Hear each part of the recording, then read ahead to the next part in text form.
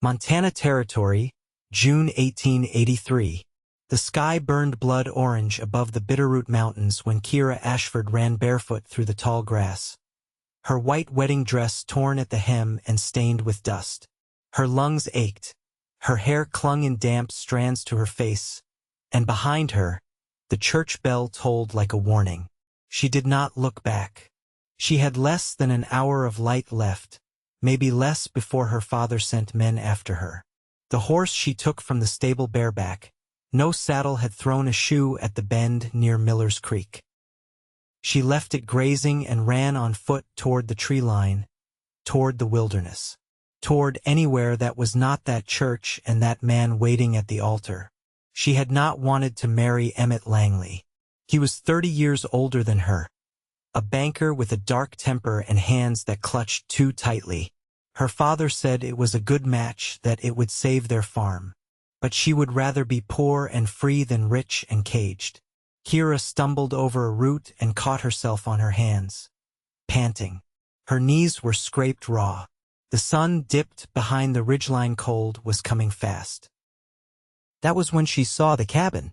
It was tucked back beneath a bluff of pines, almost hidden. Smoke curled from the chimney. There was a corral to the side, empty, and a split rail fence that had seen better days. She hesitated, unsure if she should risk it, but her legs shook and her fingers had gone numb. She had no other choice. She stepped up onto the porch and knocked with the last of her strength. The door opened fast.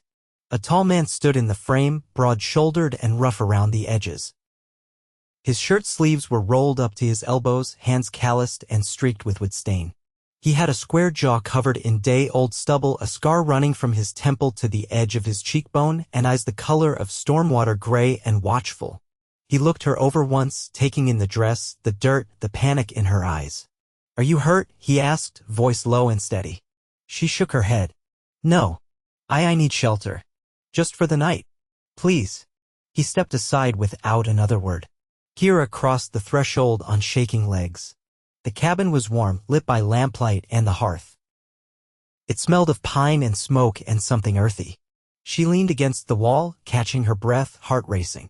The man shut the door behind her. "I'm Thatcher O'Neill," he said. "Cabin's mine. You can take the chair by the fire.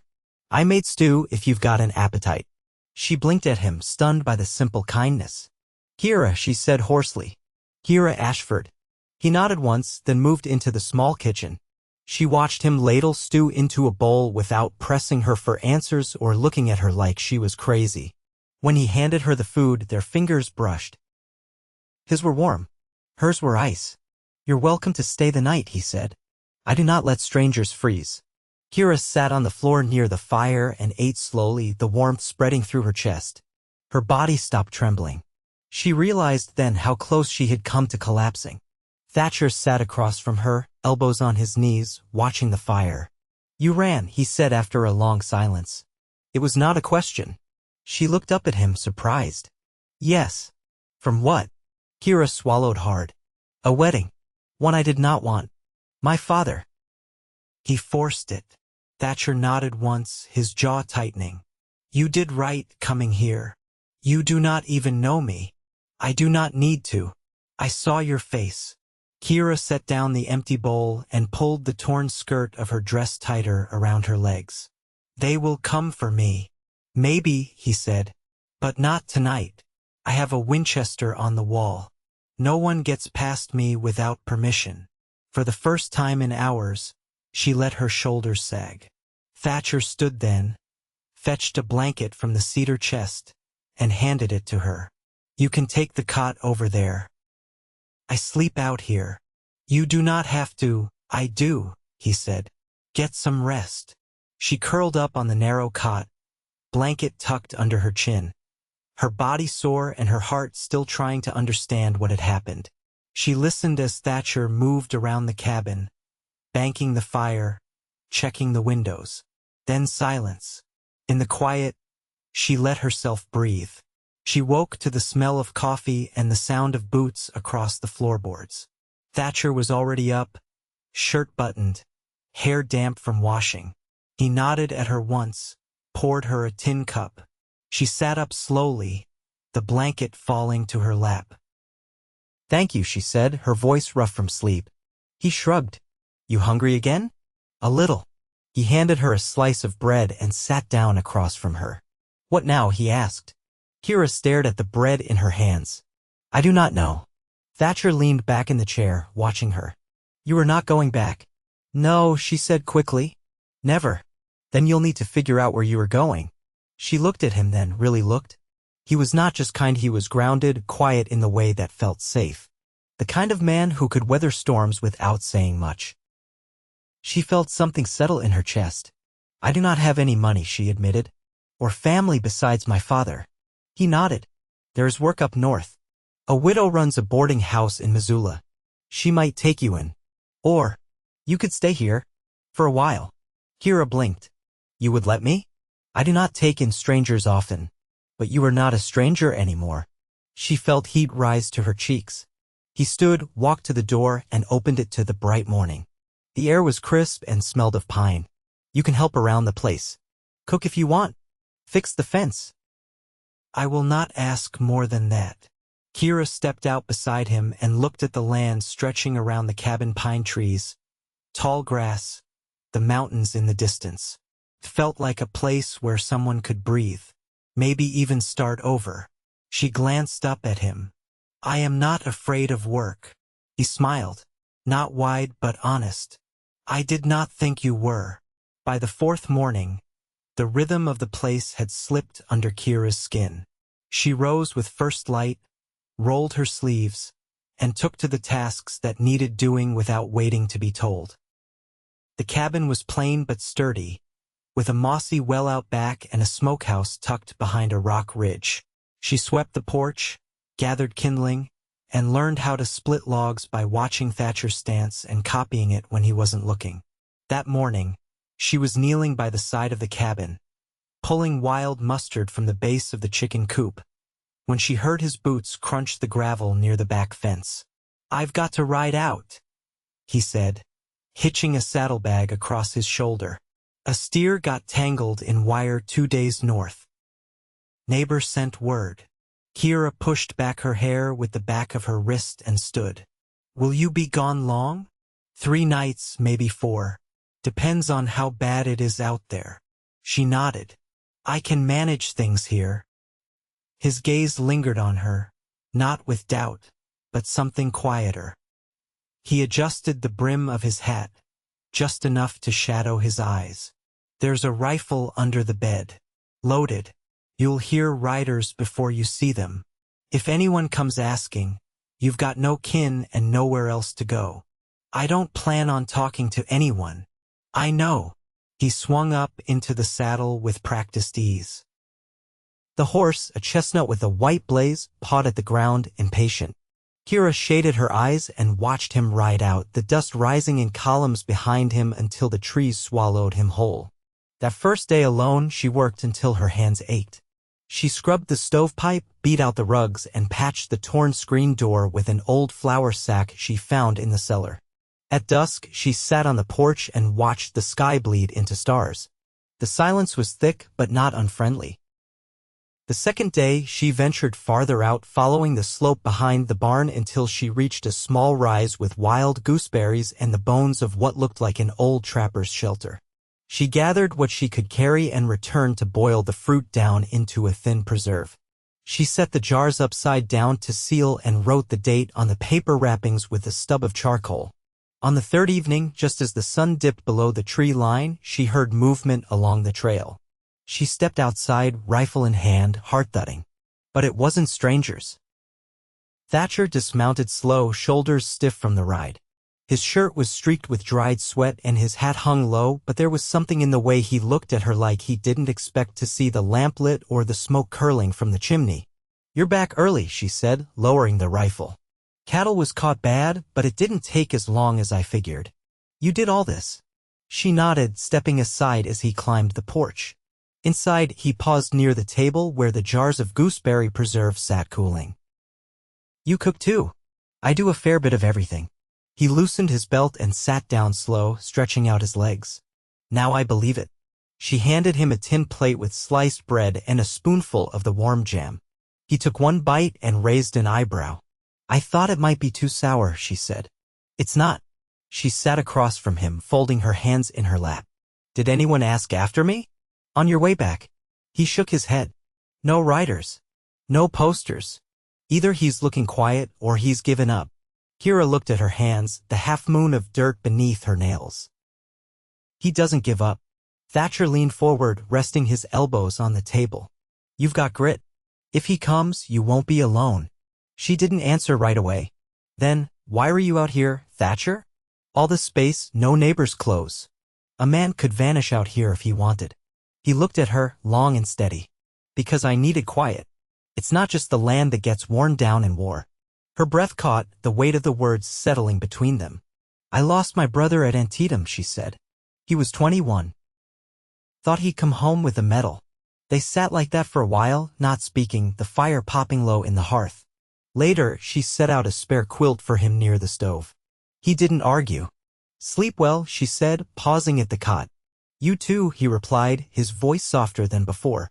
And in the stillness that followed, as the moon rose and the wind stirred the high grass, it occurred to her that the fears she'd carried for so long had begun to shift less like a weight, more like a shadow slowly fading with the light. The wind shifted on the fifth morning. It came down colder from the north, bringing with it the sharp scent of river stone and the iron tang of snowmelt. Kiera stood at the edge of the creek behind the cabin, sleeves rolled to her elbows, hands deep in the icy water as she scrubbed a shirt against the flat of a river rock.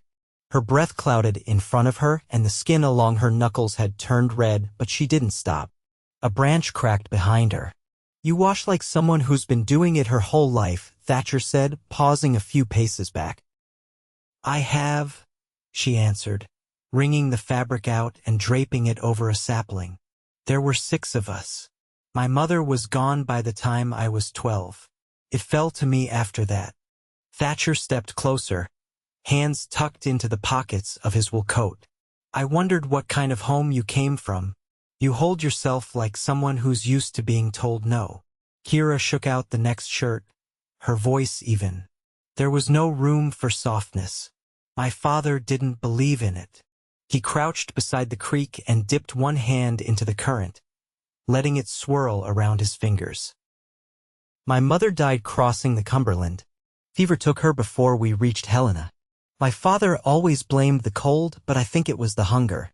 Kiera looked at him, surprised by the offering. He hadn't shared anything about his family before, not names, not places. He pulled his hand from the water and wiped it dry on his sleeve. You ever think about leaving Montana altogether? She folded the last shirt in her basket, considering. Sometimes. But I think I want to stay. I want to choose to stay. Thatcher stood again, nodding slowly. That's different than being trapped. They walked back toward the cabin together, the basket between them, boots sinking into soft patches of earth where the frost hadn't held. The chickens scattered as they passed, and the old dog that wandered up from the canyon 2 weeks ago barked once from the porch, then settled again. Inside, Kiera hung the shirts near the stove, threading the line through the rafters. She watched him from the corner of her eye as he rolled out a map across the table. There's a trading post near Lolo, he said. I need to pick up wire and salt. I can take you if you like.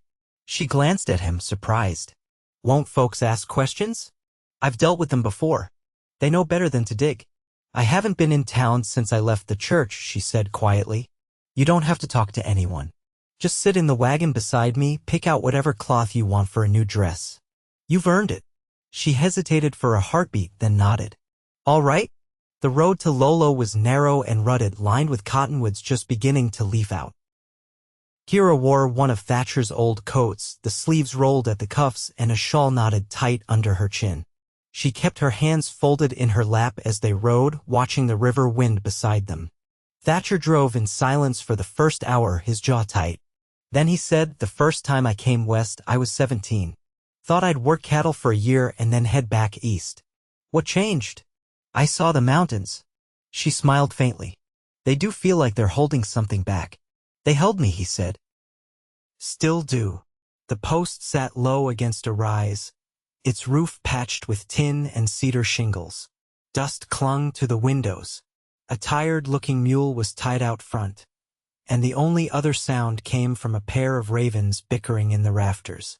Inside, the clerk nodded at Thatcher but didn't say much. Kiera slipped through the narrow aisles, fingers trailing over bolts of cloth and glass jars filled with licorice root and horehound. She paused at a length of blue calico, not bright, but soft and deep like twilight. Thatcher came up behind her, holding a coil of wire under one arm. "That the one?" She nodded. He added it to the growing stack on the counter. As they walked back to the wagon, a young boy ran out of the post, nearly colliding with Kiera. He looked up, eyes wide, and said, "You're the lady who ran from the church, aren't you?" Kiera froze. Thatcher stepped between them, calm but firm. "That's not your business." The boy's mother shouted from inside, and he darted back indoors, leaving only dust in his wake. Kiera climbed into the wagon, her hands stiff. Thatcher didn't speak until they were halfway home. "You all right?" She nodded once. "They're going to tell stories," he said. "They always do. But they don't know you." "I don't care what they say," she replied quietly. "I care about what's true." He looked at her long enough that she felt it in her chest. "Then hold to that." Back at the cabin, she folded the calico and set it in the chest at the foot of the cot. She didn't sew that night. Her hands were busy feeding the stove and stirring lentils, but the fabric stayed in her thoughts. As dusk gave way to stars, Kiera stood at the threshold, the cool air brushing her cheeks. She didn't turn when Thatcher joined her, his shoulder just brushing hers. "You think you'll stay through summer?" he asked. "I might." He didn't press. They stood in silence for a long while, horses shifting in the paddock, the dark stretching out around them like a held breath. When she finally stepped back inside, she left the door open behind her, just wide enough for him to follow. By late July, the days had grown long and breathless. Heat shimmered off the valley floor, and afternoons passed slow as honey, the kind of heat that made everything feel suspended in amber. Kiera wore her new dress only once, to mend the hem and check the fit, then folded it away again. She didn't need it for the work that filled her days milking the goat Thatcher traded for in June, hauling water from the creek, laying stones around the garden rows to keep the soil from washing out when the storms came. She hadn't asked to stay past summer. She hadn't needed to. One evening, just after a hard rain, Thatcher found her on the slope above the cabin where the grass grew thick around the old trapper's bones. She was kneeling in the damp, pulling weeds from between shoots of wild onions someone had planted long ago. She didn't hear him approach until he set a tin cup beside her, half full with something dark and steaming. "It's birch bark and molasses," he said. "Not coffee, but it'll settle your stomach." She glanced up at him, her hands muddy to the wrists. "You think I look sick? You've been skipping supper." She sat back on her heels and took the cup. "It's not sickness. I just forget sometimes." He crouched beside her, resting his forearms on his knees. "I used to forget too.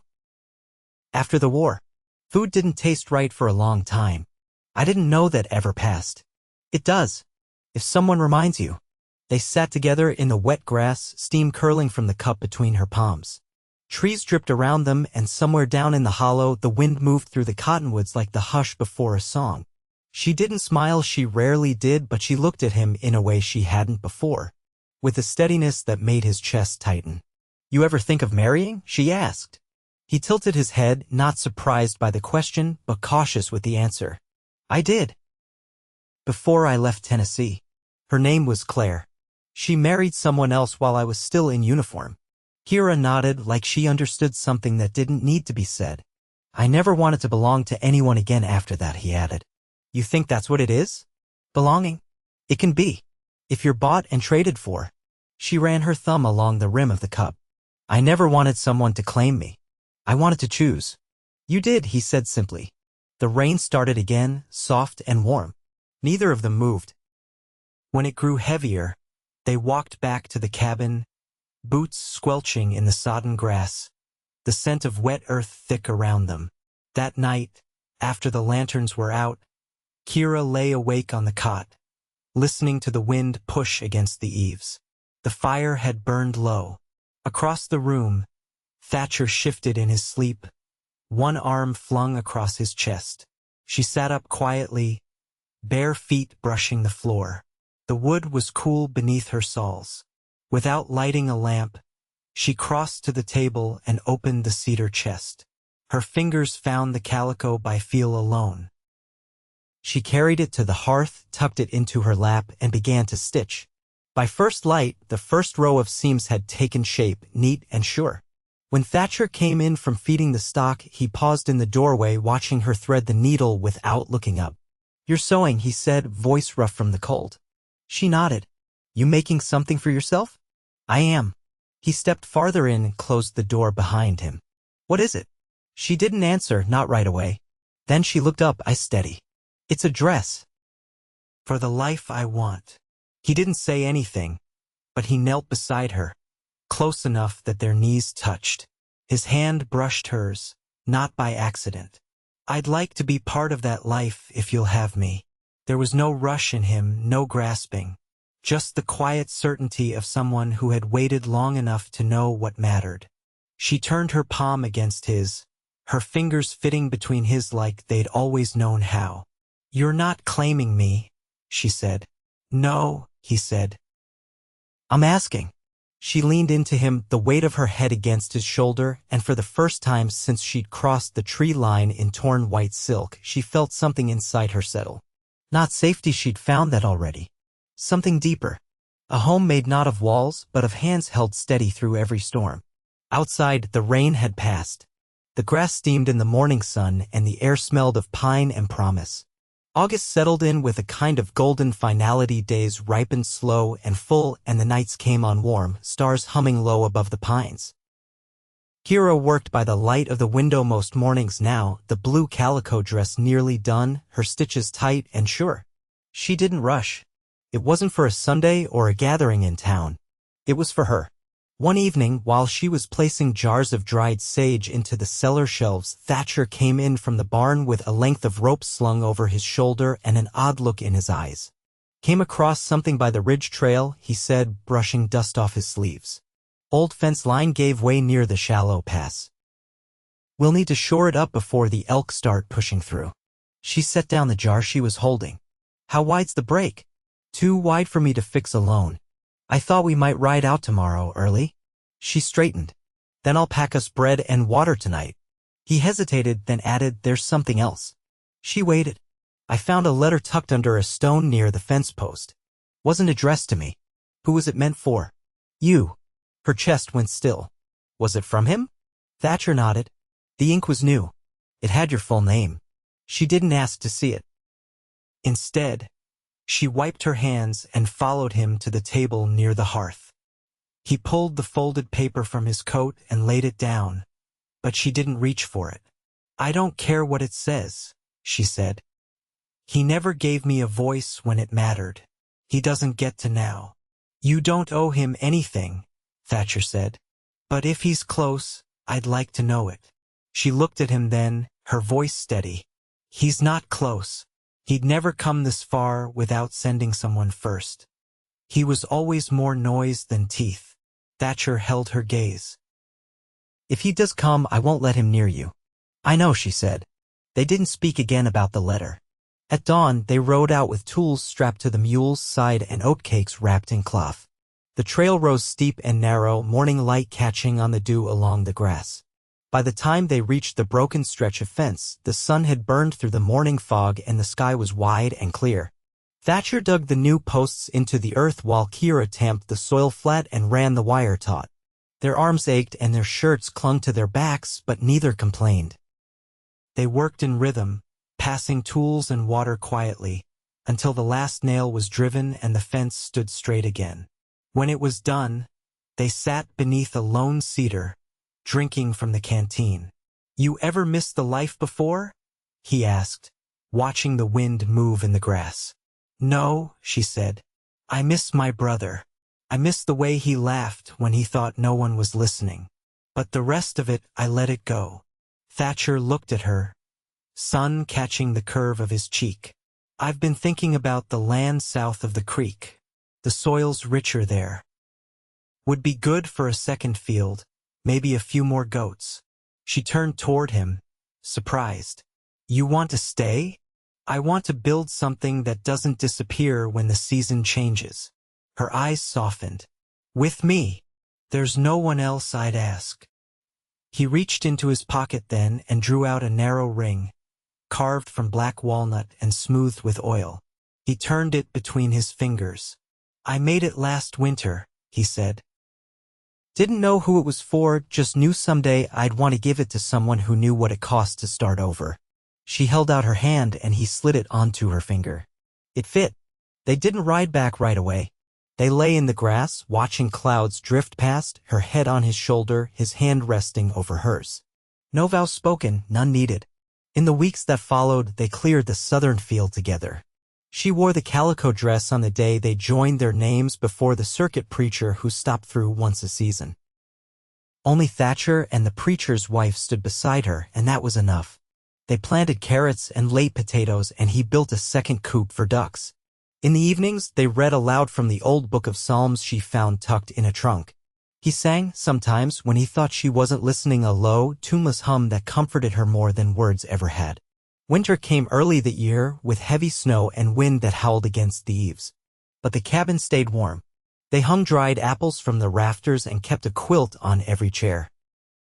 He carved her a comb from cedar, and she stitched his name into the inside hem of her apron.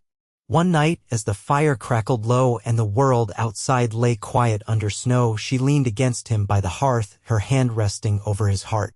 "You gave me a place when I had none," she said. "You made it a home," he answered. And they stayed like that, the hush between them full of all the things they never had to say, two people who had come through fire and found, not just peace, but each other. Years passed. The fence held. The goats multiplied. In spring, she planted wildflowers near the porch. And in late summer, he built her a bench beneath the cedar tree where they'd first sat together. He carved their initials into the wood, quiet and small. No riders ever came looking. She wore the calico dress every year on the day the snow melted. And he always told her she looked like the start of something good. And she was.